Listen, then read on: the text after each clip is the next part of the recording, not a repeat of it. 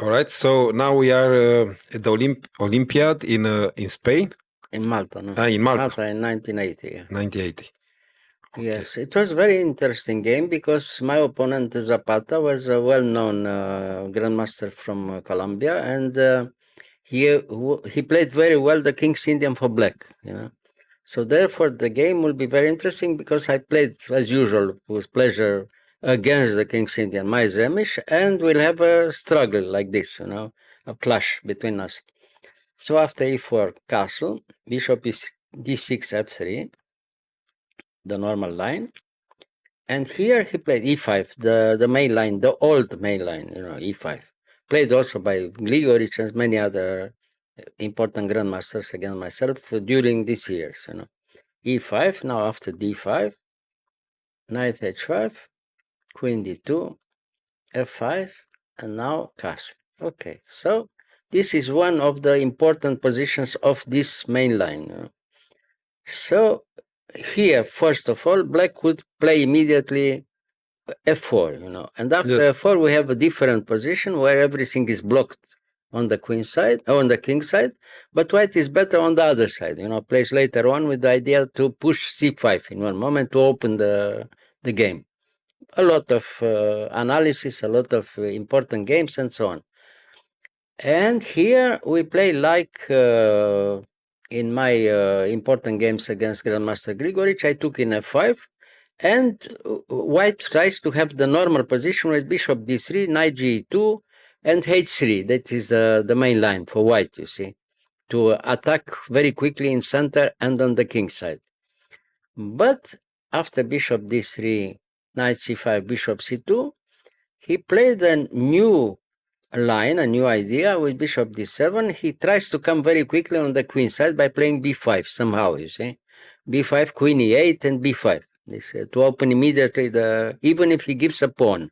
He wants to give a pawn, like in Volga Gambit, you know, b5, taking b5, a6, and to open completely the position, you know. Mm-hmm. To attack Well, this is a little bit unusual, but it's not bad for black. I mean, it's dangerous enough. You have to play very careful with white, you know. So queen e8. Now everything is clear. He wants to play quickly b5. This is the idea, you know. And of course, I took in b5, and now he gave a pawn. You know? Okay, so now I took in a6. He took with the knight, g4, and again a small surprise. He lets the knight there and he plays here immediately f4. You know. So at least if you take in h5, he takes in e3, but with the black diagonal open later on, it could be very dangerous for white's king, you know, you have to be very careful. So of course, white doesn't take in h5, goes back to f2, yeah. And now knight f6 back, yeah. And knight e4. Okay, queen b8.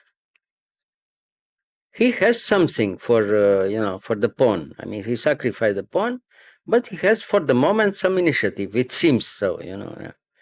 Knight b4, bishop b3, and I mean, you have to play bishop b3 because he attacked the pawn from a2, you know. I mean, yeah. And now, immediately here, he could take with the knight in e4, and because now you are forced to take with the pawn. Right. Because if you take with the knight, you lose the pawn from a2, and yes, clearly better for black. Probably black has decisive advantage because the position is very open, and the king is very weak, the white king, you know. So you can, I mean, if you have to take with the pawn in e4, black can recapture in b5, and it seems the position is very complicated. And now we have to accept the fact that finally we'll play an endgame later on, which is a little bit unusual for such a variation from Zemish, you know, to play an end game. Usually you have to play a very tactical game, you know, not an end game. Mm-hmm. So, okay, I took in b5, he took in b5, and a3. Okay, after a3, what to do? He has to go back because he has no time to give a check in a2 or in d3. He loses a piece, you know. So he has to go back in a6. And now we propose an endgame. We propose an endgame because white is clearly better in any position, you know.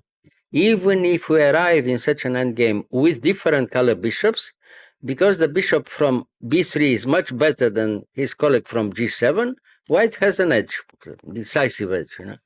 Finally, it will happen this way, you see. So after he doesn't want to play the endgame, and now after queen c3, he's forced to play the endgame. Why? Because if he goes back to b5, we have time to attack the queen again with bishop c4, and we take the initiative. The knight a6 is out of play for the moment, you see. Yeah. It's not very well posted. So he has to take in c3, hoping to arrive in such a position with different color bishops and a good chance to make a draw, maybe, So, okay, king c2, king f8, he waits, of course, rook a1. Now we have a very clear idea. Our free pawn from a3, in any case, represents a threat for black, In any endgame, white is clearly better, much better, So, okay, after rook a1, we prepare. He plays king e7, has to wait. a4, h5. This is threatening to arrive in a different position where at least the black bishop moves a little bit, Yeah. But after h5, white plays g5, everything is blocked. And until then, the bishop from g7 has no play, has no play at all. Until the end, you see. h4, okay. He could push the h4 because if white has time to play also h4, the bishop from g8 is like a pawn, Yeah. So, okay, h4, bishop c4, and now we prepare our endgame, as I told you before. Didn't pick up this pawn from hash? No, it's not necessary because I don't want to give him any activity, So we'll see until then.